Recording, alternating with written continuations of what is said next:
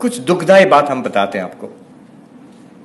1-1.5 साल पहले मैंने देखा हार्वर्ड यूनिवर्सिटी में पॉलिटिकल प्रोटेस्ट हो रहा है। वहां तो तब लोग स्टूडेंट्स प्रोटेस्ट करते थे, ट्रंप के विरोध में ये सब होता था। एक मैंने देखा कि कई प्रोटेस्ट हुए by Indian students against something in Indian government, कुछ सीए एनआरसी कुछ भी, देयर इन हार्वर्ड यूनिवर्सिटी। तो मैंने उन स्टूडेंट से बात किया, I spoke to them.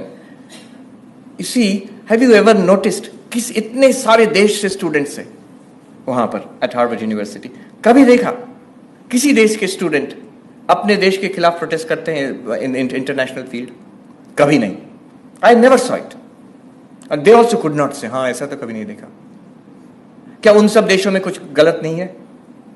India से बहुत ज्यादा बुरा हाल है उधर, many many countries much worse. तो ये क्यों कर रहे हैं? अब क्यों कर रहे हैं? द रियल रीजन इज, ये बहुत खतरनाक रीजन है। इट्स नॉट रियली कि मैं ये पॉलिटिकल इशू को सपोर्ट करता हूं, हमारा गवर्नमेंट या कोई कुछ खराब कर रहा है उसके खिलाफ हम प्रोटेस्ट करें, that you can do. But मैंने एकदम नजदीक से देखा कि द रियल रीजन एक अपने ऊपर हीन मानसिकता है। आई टेल यू, दे में सी, सम ऑफ द स्टूडेंट्स में सी, उनको बुरा भी लग सकता है कि मैं बोल रहा हूं उनके बारे में ऐसा, लेकिन it's not just them, it's in all of us, उसमें है। The real reason I am protesting against my country, my government, some policy is, मैं अपने जो गोरे फ्रेंड्स हैं, white skin boys and girls in my class, उनके सामने hero बन सकूं। अपना देश, अपना कल्चर को गाली देना एक हीरो बनने का एक तरीका है, गलत तरीका है और बाउंड टू फेल। आप हीरो नहीं बन सकते, they will not respect you. लेकिन कहीं लगता है हम इनसे नीचे हैं तो कैसे इनकी बराबरी करें। I am also very cool, being cool is, I am also very cool, I can criticise my country, मैं इतना फॉरवर्ड थिंकिंग हूं। I never saw that same thing in any other student group. Unfortunate. Very unfortunate. It comes from a sense of inferiority. अपने ऊपर श्रद्धा नहीं है, इसलिए अपने देश के ऊपर श्रद्धा नहीं है। Look at the difference in what Swami Vivekananda did. More than 100 years ago, one of the speakers pointed out, going there at that time when this country was colonized, when this country was desperately poor, people were starving, illiterate, under a foreign power, सब लोग नीचा दिखते थे भारत को।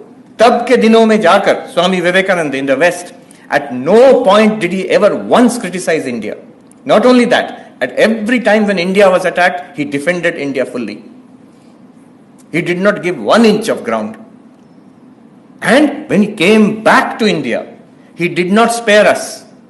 हर lecture में against casteism, against the oppression of women, against superstition, he hit us very hard. लेकिन उनका क्या था? आपको क्रिटिसाइज करेंगे आपके मुंह पर, आपके पीठ पीछे, आपको I will defend you till my death. This was the spirit of Vivekananda.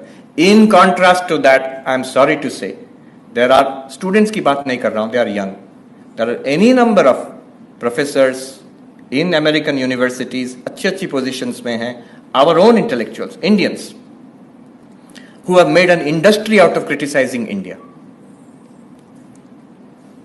और तो वहां गोरे लोग कंफ्यूज क्यों नहीं होंगे? ये इंडियन प्रोफेसर आके बोल रहे हैं कि इंडिया इतना बुरा है, तो स्टूडेंट्स विल बी कंफ्यूज्ड।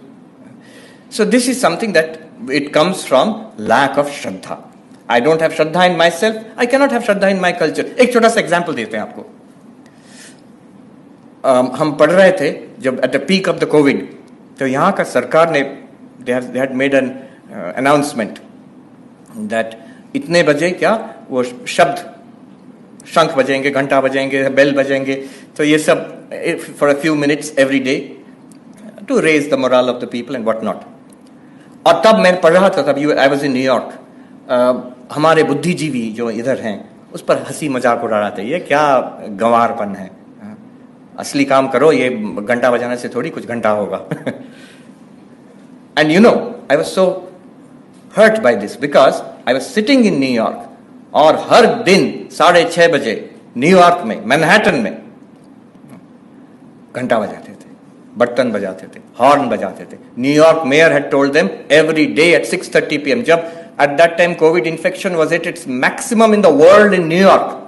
हर दिन, every day, at the peak, number of deaths in one city in New York was more than 1,000. अभी भी हडसन रिवर के तट पर there are refrigerated, बड़े बड़े ट्रक्स हैं, रेफ्रिजरेटेड ट्रक्स, उसमें क्या है? डेड बॉडीज हैं, कोई क्लेम नहीं किया है। हम लोग को कैसे पता चला? जो ट्रक के मालिक हैं बोले भाई अब तो हमारा ट्रक वापस करो, बॉडीज को जलाओ।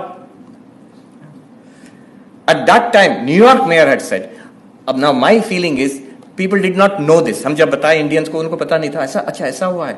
I can tell you with guarantee, वो सेम बुद्धिजीवी अगर उनको पता चलता कि न्यूयॉर्क में ऐसा होता है तब वो चुप हो जाते हैं।